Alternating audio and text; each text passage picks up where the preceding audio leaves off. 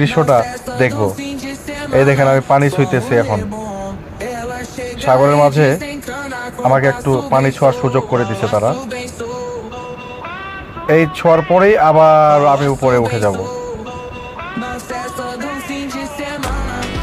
আবার উপরে উঠতেছি।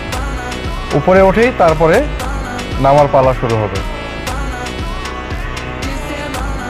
অনেক রোমাঞ্চকর এই অভিজ্ঞতা আমার এটাতে হলো। এই স্পিডবোটে করেই আমাদেরকে টানা হচ্ছিল। আমাকে এই যে রশিটা দেখতে পাচ্ছেন, এই প্যারাশুটের নিচে আমি ঝুলে আছি চ্যাং দোলা হয়ে।